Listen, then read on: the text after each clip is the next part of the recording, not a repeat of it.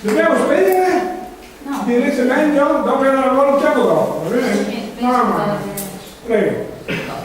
Buonasera, intanto vi presento, sono Giolo Chiara, ho fatto la laurea in archeologia e adesso frequento il corso di Scienze delle Religioni sempre a Padova. Spero che la conferenza risulti interessante anche per le tematiche trattate, che magari non sono sempre approfondite, non sono sempre state approfondite. Ecco. Bene. No, vabbè. Intanto la dedica la faccio all'inizio di solito, quindi dedico questo lavoro ai miei antenati, visto che ne parleremo stasera, alla mia famiglia, a Reitia, che è la dei Veneti, a quella che porta la chiave, e agli amici dell'università che sono qua.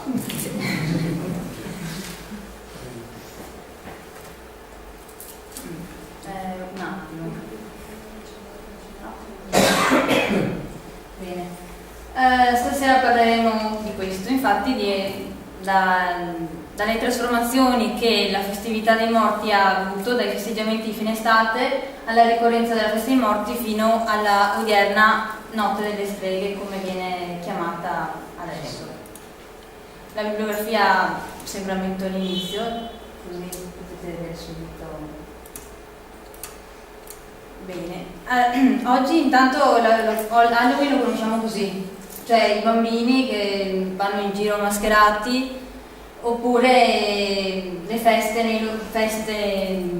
nei locali con più o meno con tutto quanto quello che può seguire, quindi la discoteca, dopo si beve e insomma che non ha niente a che fare con quello che era prima, con la festività che era prima. Chiara, io posso dire che ho visto in discoteca, cioè Halloween uguale orgia tipo Oktoberfest. È esagerato o mi sbaglio? No, nel senso, anche in America, voglio dire, in America. Beh, è da lì che vengono soprattutto queste rappresentazioni, le troviamo anche sui film americani che vengono trasmessi in Italia, che parlano di Halloween o di della festa più o meno. Sì. Queste qua da qualche anno cominciano a esserci dei volantini che dicono al Halloween no grazie, con ad esempio l'invito ad andare in chiesa invece che andare a festeggiare Halloween ovunque, oppure dicendo che è una festa pagana, che è pericolosa, che è ostile, e ricordare le tradizioni nostre senza sapere esattamente di che cosa stiamo parlando. Anche questo è un altro, infatti l'1 e il 2 novembre, che l'1 è la festa di tutti i santi, il 2 è la commemorazione dei defunti, e in questo questa è un sì grazie invece. Ma infatti i volantini che abbiamo visto prima sono contro la parola Halloween o sono contro la ricorrenza di come si festeggiava, come si potrebbe festeggiare la commemorazione dei defunti? È vero che non ha radici con quello che abbiamo noi, con il nostro passato, con la nostra storia, ed è sempre stata una festa consumistica. Vorrei dire anche il Natale non è stata una festa consumistica, adesso lo è. Quindi le cose cambiano nel tempo. Possiamo vedere infatti che la parola Halloween deriva da un termine, da una terminologia cristiana, cioè la vigilia di tutti i santi, o la notte degli spiriti, comunque dei santi, dei defunti, che come santo, che è il defunto che arriva nell'aldilà e aspetta, verso alcune popolazioni, aspetta di reincarnarsi, oppure di essere nella terra degli antenati. Alcuni studiosi, la maggior parte, dice che i Celti festeggiavano un evento, una ricorrenza dal tramonto della notte prima, quindi se è la festa dell'1 si cominciava già il 31 a festeggiare. Quindi abbiamo visto che la terminologia è cristiana. Sì, però c'è anche una festa del 1° novembre di Samhain, scritto Samhain, come si legge Samhain, che significa la fine dell'estate ed è considerato capodanno celtico. Dopo ci sono le varianti di Samhain, che è sempre fine dell'estate, o Samhain, che significa riunione. Per alcuni, come quelli ad esempio dei volantini di prima, dicono che Samhain o Samhain è una divinità delle tenebre. No, non è così, perché è soltanto il nome, significa o riunione o fine dell'estate, non è il nome di nessuna divinità. E come ogni capodanno è una festa di confine. Come ho detto prima, l'evento cominciava al tramonto del giorno e le feste si potevano durare dai 3, dai 9, dagli 11 ai 15 giorni. E secondo la mia personale interpretazione, probabilmente la festa di San Martino, visto che si rinnovavano i contratti agrari, tutte quante le incombenze economiche delle famiglie venivano tutte quante rinnovate in quel periodo, probabilmente è la festa del Capodanno celtico, probabilmente, secondo me, visto che comunque questa festa poteva durare più di 3 giorni, più di 11, 15, un mese intero, a seconda della popolazione che aveva la festività. Però possiamo anche trovare che in Valpolicella, l'11 novembre, che è sempre San Martino, si chiude l'ottavario dei defunti. E l'ottavario dei defunti viene istituito da Papa Sisto IV della Rovere negli anni centrali del 1400. Che è un rito straordinario della Chiesa durante determinate festività.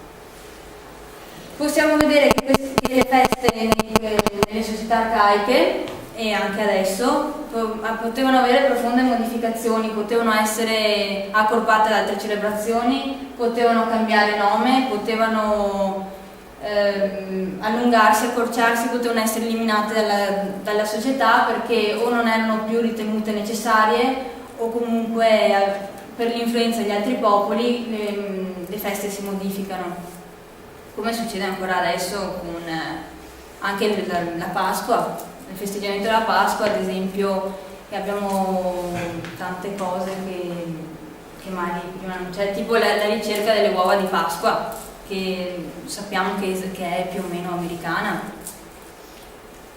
anche se la simbologia dell'uovo era europea sempre. Possiamo vedere che il Samhain non è una festa agricola, ma riporta simboli dell'equinozio autunno, quindi il raccolto prima del freddo, la morte della natura, eccetera. Questa è la rotta dell'anno e possiamo vedere che le due porte, cioè Samhain e Beltane, Samhain è il 31 ottobre e Beltane è il 1 maggio, sono contrapposte tra loro, cioè sono contrapposte. E il 1 maggio apre le porte alla stagione calda, invece il 31 ottobre apre le porte alla stagione fredda. E per l'antropologo Fraser queste due date sono però più importanti per il pastore, cioè per l'allevatore che per il contadino, perché a maggio già le culture sono già state seminate e si aspetta soltanto che maturino, e a novembre invece sono già state mietute e già immagazzinate. Quindi probabilmente era più importante per l'allevatore quando doveva portare le greggi verso i pascoli, e invece il 31 ottobre quando invece li riportava indietro. Come ho detto prima, che sono le due porte dei due momenti, la parte calda e luminosa che è Beltane, e invece Samhain che a Beltane significa i fuochi di Bel, comunque è la festa, una delle feste del fuoco che vedremo anche più avanti. I romani avevano 3 periodi dei morti, uno a febbraio, uno a maggio e anche queste date del 24, il 5 ottobre e l'8 novembre. Che queste 3 date si riferivano all'Apis Manalis, cioè è una pietra considerata l'ombelico della città di Roma. Possiamo vedere che i mani sono le anime buone dei defunti considerati buoni della famiglia, i lemudes, come vedremo tra poco, sono i fantasmi, in pratica sono i morti senza sepoltura, o comunque quelli che sono morti sono morti con rancore, continuano sempre a perseguitare i vivi. Possiamo vedere che il mundus potrebbe collegarsi anche alla parola mondare, cioè purificare, ma se noi prendiamo soltanto le consonanti M, N, D, potrebbe formarsi la parola indoeuropea che si indica la bocca apertura, come in inglese c'è mouth, che è bocca, e mund invece che è olandese, che significa sempre comunque bocca apertura. Plutarco narra invece che Romolo avesse preso questo rituale di fondazione di Roma dagli Etruschi, che consisteva di scavare una fossa nel comizio, comunque in una parte importante della città, e riempirla di prodotti della terra. Quindi questa apertura era connessa anche a Cerere, alla divinità delle messi, e quindi alla conservazione dei raccolti. Alcuni studiosi affermano, perché io non ho trovato la fonte esatta per dire questo, che la cultura più importante per i romani era il farro, e Plinio infatti ci informa che i primi di ottobre le comunità agricole aprivano i magazzini, quindi probabilmente anche il Mundus, che era il magazzino primordiale di Roma, per prendere tutti quanti gli strumenti per coltivare il farro. E Virgilio invece dice che a novembre, il giorno successivo dell'apertura, quindi il 9 novembre, si prendevano gli strumenti e le sementi per seminare il grano. Infatti, come dicevo prima, per i romani un'altra commemorazione dei defunti era a maggio, e il 9, l'11 e il 13 che si celebravano i Lemuria. Ovidio nei suoi fasti ci informa che non era consigliabile soprattutto a una donna sposarsi a maggio, e le porte dei templi rimanevano chiuse come tutti i templi riservati ai defunti. Ovidio parla anche di un rito da fare a mezzanotte, dove si gettavano dove il paterfamiglia, o colui che comunque aveva la responsabilità della casa, di gettare delle fave dietro di sé come se fossero le anime dei vivi che il fantasma doveva raccogliere. Possiamo vedere che probabilmente esisteva anche un sacrificio umano nella Roma arcaica, con sempre gli argei, che in questi fantocci di giunco venivano gettati nel Tevere.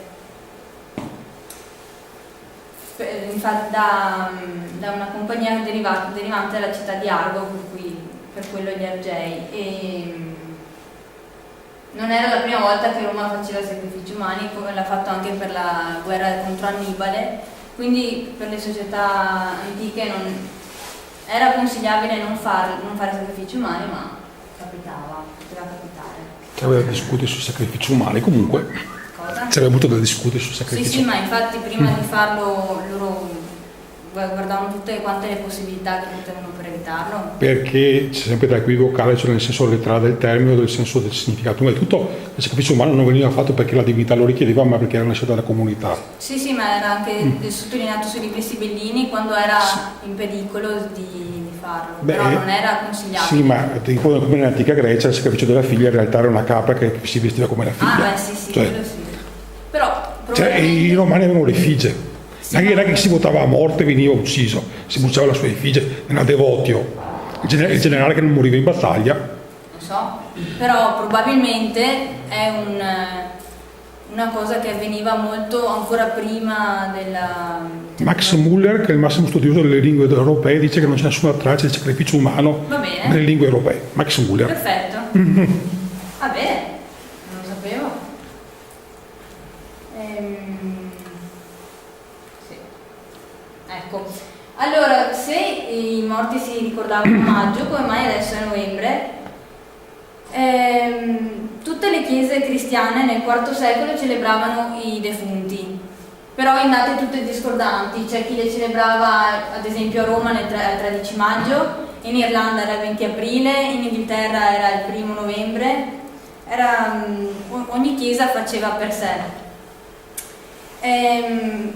Probabilmente la chiesa di Roma l'ha tenuta il 13 maggio non solo perché c'erano le feste, c'era la ricorrenza dei Lemuria, ma anche per la conversione del Pantheon a Santa Maria e tutti i martiri. Comunque già ai tempi di Carlo Magno, quindi più o meno nell'VIII-IX secolo, già si celebrava il 1 di novembre. Era già comunque... l'antropologo Fraser invece dice che ha notato che prima di diventare la festa di precetto, ogni santi veniva festeggiato già il 1 novembre. Quindi probabilmente lui ha pensato che probabilmente la Chiesa volesse coprire la festa di Samhain e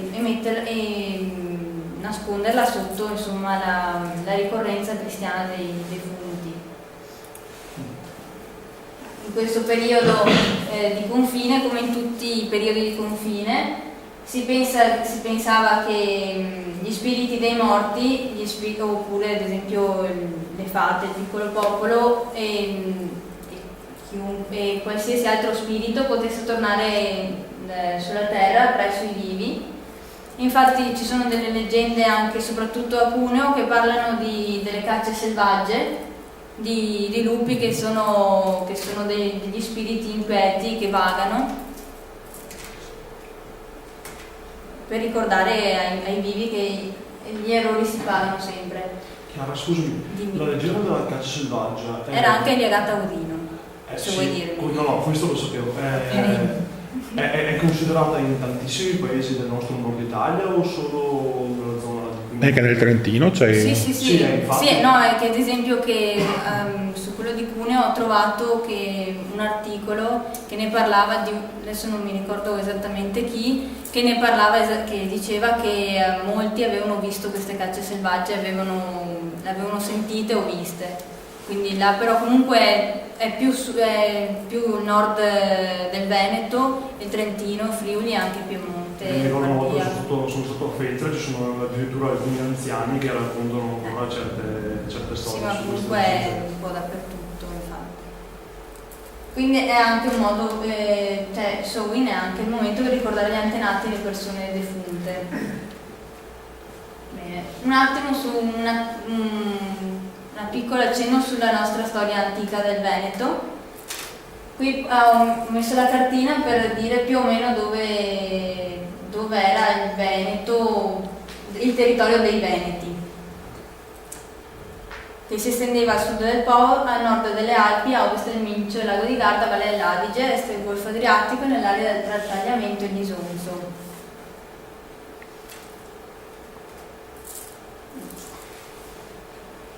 Numerose fonti antiche, greche e latine, parlano di questi enetoi o veneti, dipende anche dalle fonti che si analizzano. Ad esempio Omero pone gli enetoi come alleati dei Troiani nell'Iliade, e così tutte le fonti concordano per la loro provenienza dall'oriente della Paphlagonia. Comunque quasi tutte le fonti sono concordi a dire che i Veneti erano dei Troiani a seguito di Antenore o di un altro personaggio che però ne parla una sola fonte, non cita Antenore come fondatore di Padova, ma non dice neanche il nome. avevano contatti con i Celti, gli Etruschi e i Greci. Infatti Fratesina di Fratapolesine era un insediamento, uno dei principali centri per la via dell'Ambra, che era una merce molto richiesta soprattutto dai greci, l'electron che dicono i greci. Alcune fonti dicono che i Veneti, arrivati in questo territorio, scacciarono gli Euganei e li confinarono sui colli. Possiamo comunque dire che ovviamente, come tutte le società, i Veneti potevano essere influenzati anche dagli usi e costumi, ad esempio dei Celti, dei Greci, sia per la parlata sia per i modi, per gli usi e costumi e l'abbigliamento. Abbiamo una data del 225 a.C. che è il primo patto di alleanza tra Romani e Veneti scritto che abbiamo, ma probabilmente i due popoli avevano già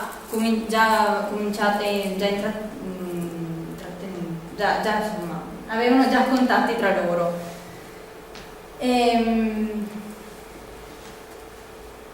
La manifestazione del culto, probabilmente la divinità più conosciuta era Itia, conosciuta anche con l'appellativo di Pora e Sainate. Nelle molte iscrizioni troviamo Sainate, Pora e Itia, che la inquadra anche come una divinità sanatrice, e i maggiori luoghi di culto sono legati all'acqua, cioè i fiumi, i laghi e le sorgenti termali. Soprattutto i riti funebri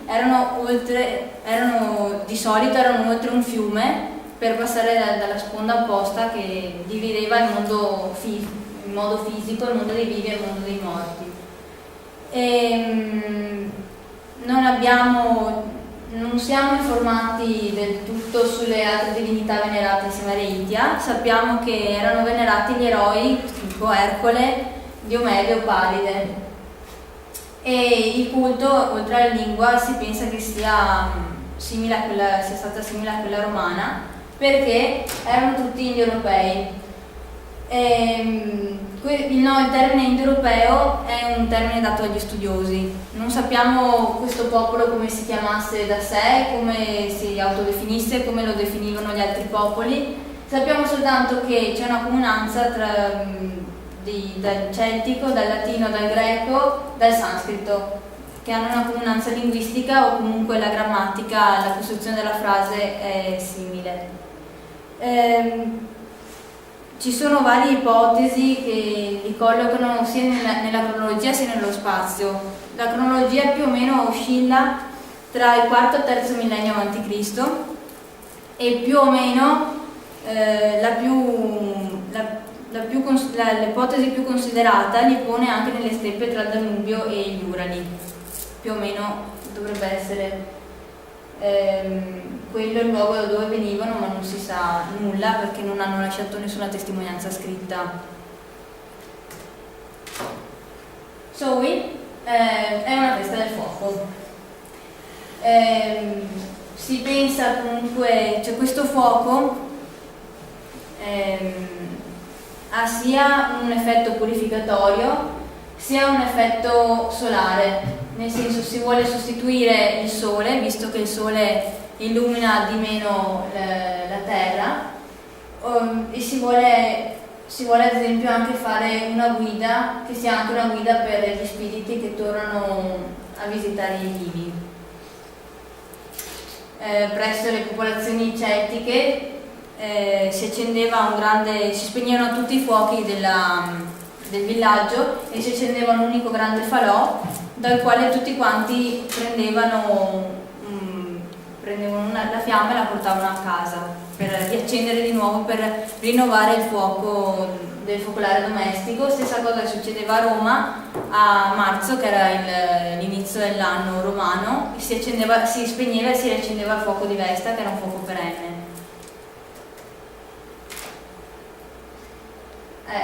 Questo lo dice Fraser, che fin dalla notte dei tempi, in certi giorni dell'anno i contadini di tutta Europa usavano accendere dei falò per poi danzarci intorno o saltarci sopra.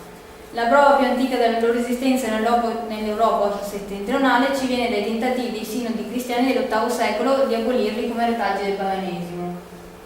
Infatti in tutta l'Europa, soprattutto centrale e soprattutto anche in Germania, vengono ancora riaccesi questi falò per tradizione, che possono anche aver cambiato sempre sotto la festa del 31 ottobre, ma possono aver cambiato invece, ad esempio, di segnare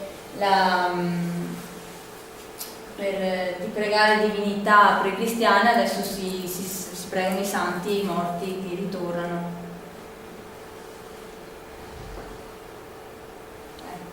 Sì, come ho detto prima, Samhain è il giorno degli santi, che il 1 novembre segnava il capodanno, dal momento che l'accensione di nuovo fuoco ha luogo all'inizio dell'anno, ma a Roma veniva il fuoco di Vesta a marzo.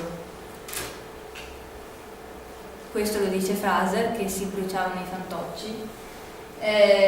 Secondo Rice, comunque, che si riferiva a Fraser, che in Galles esisteva l'usanza di accendere dei fuochi per la festa degli santi, e nel 1900 testimonianze riportano che le persone che assistevano allo spegnersi del falò fuggivano gridando: la scrofa nera con le orecchie mozze si prende all'ultimo. E quindi questo studioso presupponeva che anticamente qualcuno finiva a fare la parte della vittima. Come succede nel nostro carnevale, che quando o ad esempio all'Epifania, che si brucia la vecchia, è un modo per bruciare la morte o comunque per distruggere la strega dell'inverno o anche tutte le malattie, tutto ciò che il fuoco potrebbe distruggere. Ecco, alcune immagini, infatti, presso alcune popolazioni anche si faceva passare il bestiame tra due fuochi per purificarlo. Una coppia, ad esempio, se no, una coppia appena sposata poteva saltare il fuoco per propiciarsi la fertilità, e vari rituali hanno comunque il fuoco come protagonista. Ad esempio Agni, che è il fuoco, che è la divinità più importante presso gli induisti, che è il fuoco. Qualsiasi fuoco, qualsiasi fiammella, qualsiasi scintilla è il dio Agni. C'è la teoria solare, la teoria della purificazione, sempre secondo Fraser. La teoria solare in pratica sostituisce il sole, chiamato il principio della magia imitativa, perché il fuoco come il sole è una forza creativa e ha un potere stimolante per far crescere le culture e anche gli esseri umani. Invece la teoria della purificazione si pone l'accento di più sull'aspetto distruttivo del fuoco.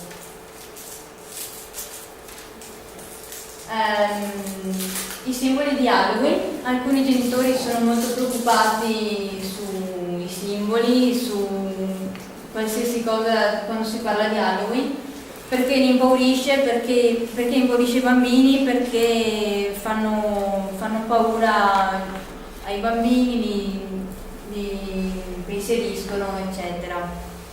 Però un simbolo è un elemento della comunicazione e ha significato solo il significato che gli diamo noi.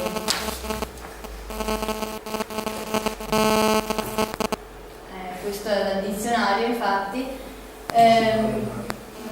Per la psicoterapeuta Silvana De Mari, Halloween è la festa dove il brutto e l'orrido trovano spazio, in effetti si ride della paura e ride della sconfiggiamo. Anche perché un bambino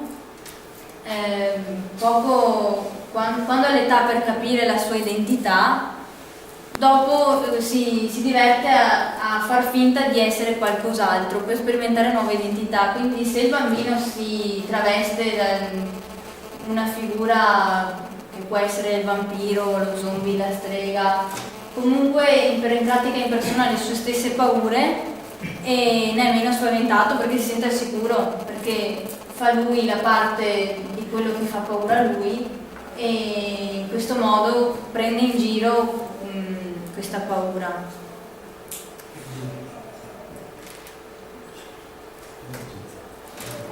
il simbolo più conosciuto, insomma, il protagonista è la zucca intagliata di chiamata anche Jack O'Lantern. All'inizio in Irlanda si usavano le rape, ma quando i migranti raggiunsero l'America trovarono le zucche che si prestavano meglio, essendo più grandi, anche a essere intagliate. La conoscete tutte la leggenda di Jack O'Lantern? Sì? No? Bene.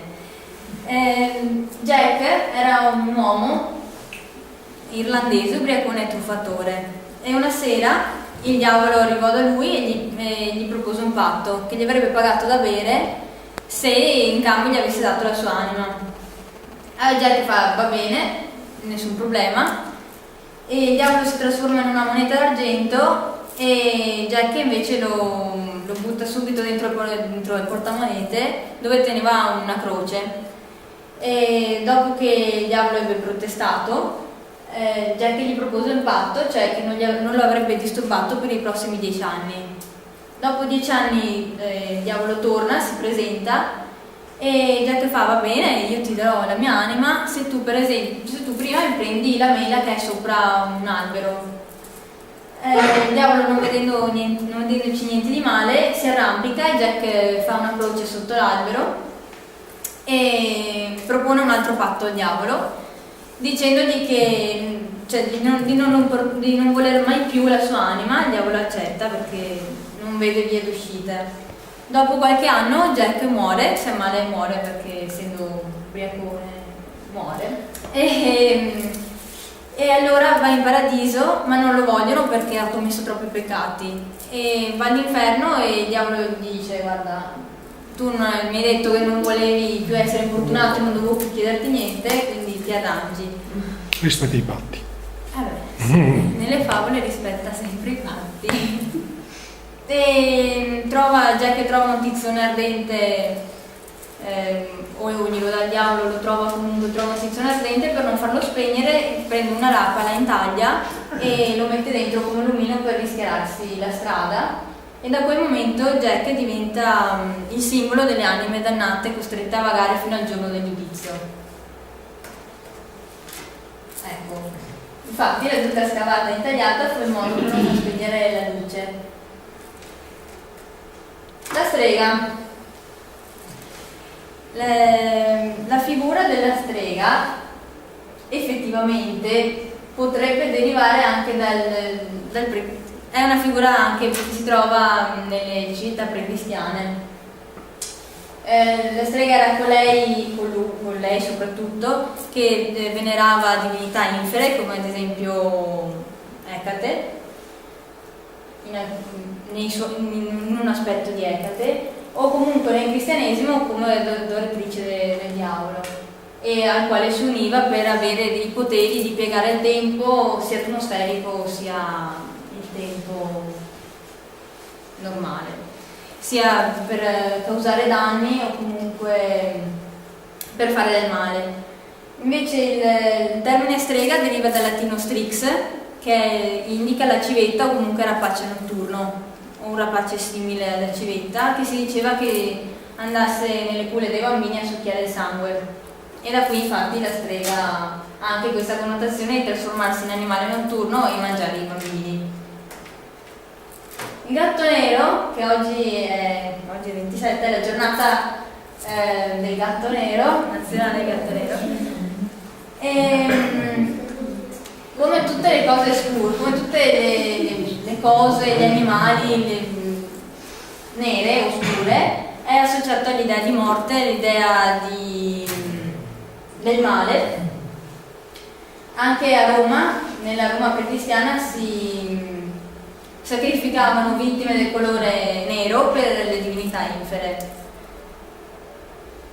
Comunque, il nero è quel colore che assorbe tutti quanti gli altri colori, e per questo viene anche associato all'idea di morte o comunque di nascosto, senza contare che noi prima di nascere siamo al buio dentro il grembo materno, per dire. altre figure di Halloween sono anche gli scheletri, gli zombie, i morti viventi, i fantasmi, sono tutte quante quelle figure che quindi anche i vampiri che non ho messo, quelle figure che sono morte ma che ritornano sempre sempre dai vivi per perseguitarli o comunque per portare disgrazie. Per Clarissa Pincola Estes, una psicologa e scrittrice, parla della simbologia delle ossa, che rappresentano una forza indistruttibile, poiché non si lasciano facilmente ridurre, per la loro struttura è difficile bruciarle ed è quasi impossibile polverizzarle.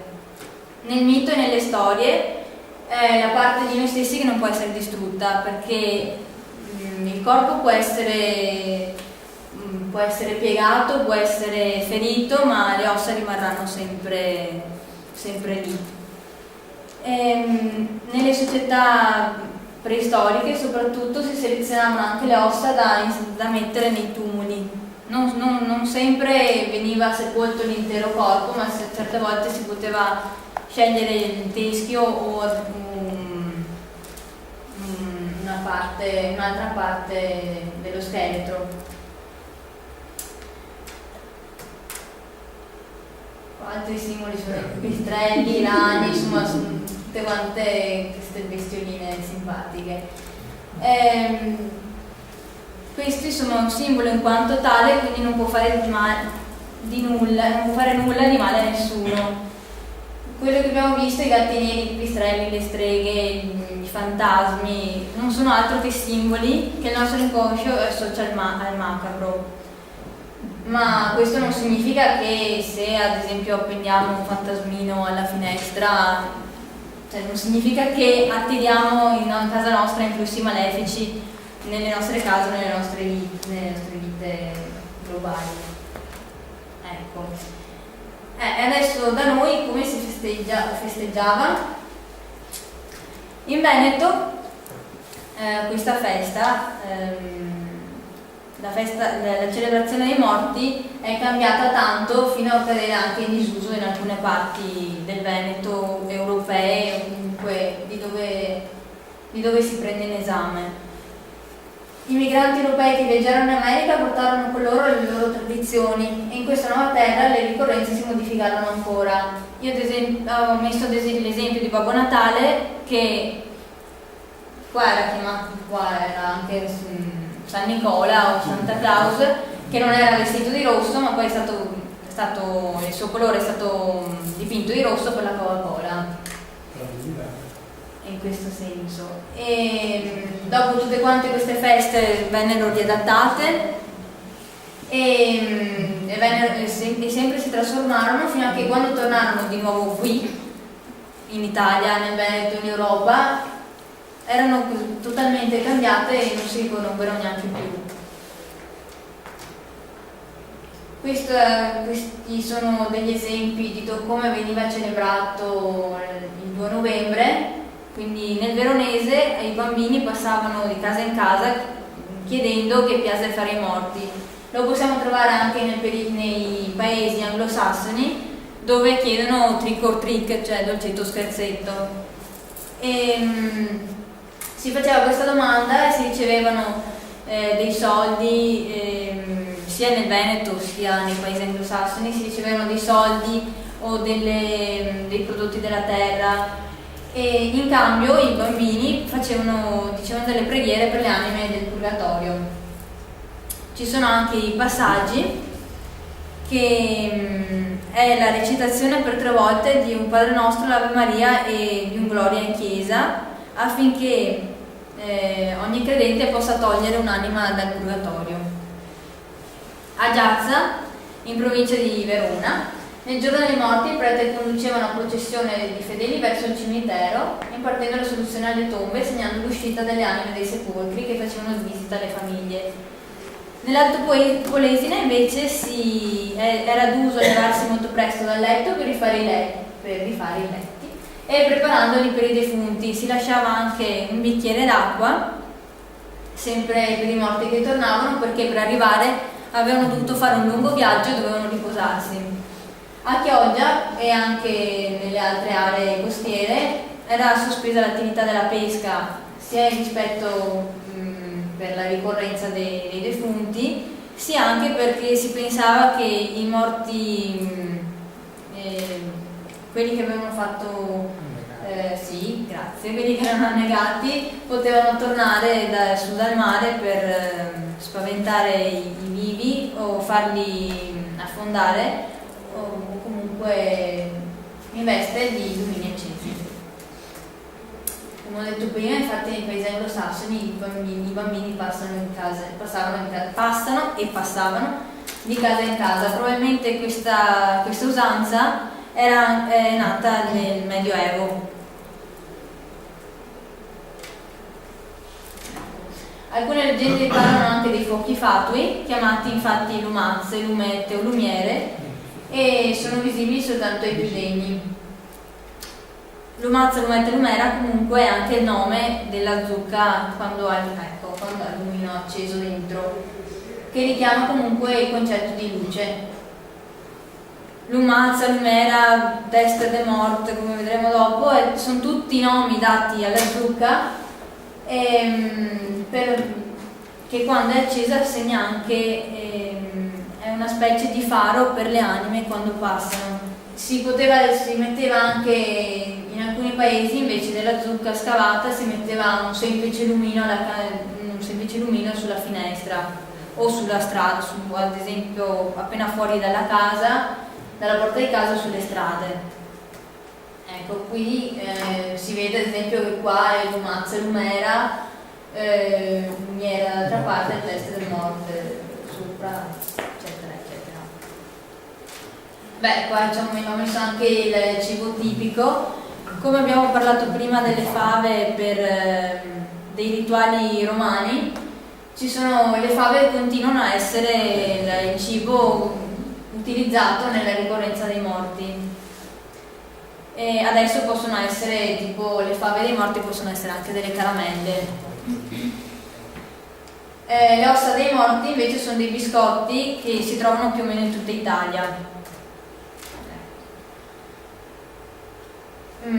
Adesso infatti la festa, questa ricorrenza di Halloween è tornata di nuovo nei territori italiani, europei, veneti, però la conosciamo come la notte delle streghe e, come ho detto all'inizio, può essere un'altra scusa per fare baldoria senza limiti. Io non sono contro quelli che fanno le feste, però dico, avere il limite sta sempre bene. E per alcuni è anche un pretesto per commettere dei reati, come lo è adesso il carnevale, perché ci si mette la maschera e nessuno sa niente. Per alcuni è anche un pretesto per fare delle messe nere e uccidere dei gatti, soprattutto se sono neri. Oppure può capitare... Mi spiace, ma la Digos ha sempre smentito tutte queste cose qua. Cosa? La Digos ha sempre smentito che vengano uccisi i gatti durante Halloween. Io non lo so, io lo tengo dentro comunque il gatto. Sì, no, ma nessuno uccide i gatti durante Halloween, e anche la Digos ha sempre smentito che vengano uccisi, perciò... No, cioè, dal punto di vista delle fonti giudiziarie non c'è niente. A Milano è successo. A Milano c'è una situazione un po' particolare perché ci sono anche un salto di comunità anche strane. Succede che uccidono i gatti neri sotto alberi? No. Nel Veneto non c'è nessuna documentazione, dal punto di vista giudiziario non ce n'è nessuna, zero. Va bene, comunque io sto a Milano, che è successo sul serio. E a Torba, se vi interessa. Ho capito. E comunque anche mi è successo, cioè mi è capitato di assistere anche che dei bambini indisciplinati, quando hanno ricevuto risposta negativa o comunque hanno avuto la porta sbattuta in faccia alla domanda del cito scherzetto, hanno imbrattato un cancello, ad esempio, o alcuni hanno danneggiato alcune proprietà o hanno lanciato ad esempio la carta igienica classico. Ecco, e come abbiamo detto prima, i simboli hanno il significato che noi gli diamo. Visto che sono gli esseri umani che creano i simboli, gli esseri umani soltanto riescono a capire e a sapere che che significato hanno. Ho messo anche la Dia de los Muertos in Messico perché mi sembra un modo di festeggiare molto carino e colorato. Di solito, secondo alcuni, non ho più trovato la notizia, si allestiscono gli altari per i morti 2 settimane prima, sia in casa sia nelle vie del paese, dove si possono trovare scheletri vestiti o che stanno ad esempio facendo varie attività come suonando o bevendo, e mescola delle usanze sia europee, diciamo, dei conquistadores, sia precolombiane, come ad esempio i canti, i balli che si fanno alle vie nei cimiteri, la decorazione. Mi pare che preparano anche da mangiare per i morti. Sì, dopo c'è anche come quelli lì, quelle cose lì, sono deschietti anche di zucchero, le fanno apposta per la ricorrenza, lo pongono sugli altari, pongono anche sull'altare il vino o del cibo che poteva piacere al defunto. Ecco, quelle signore vestite, quelle furono signore vestite, è una figura molto recente, introdotta da un poeta della Catrina, mi sembra che si chiami, che è in pratica la morte, proprio la rappresentazione fisica, tra virgolette fisica della morte. Alcune curiosità, ad esempio che era la festa di Bastet il 31 ottobre, la dea egiziana dei gatti, la dea gatta egiziana, e ad esempio il Vetrablot invece, che è una festa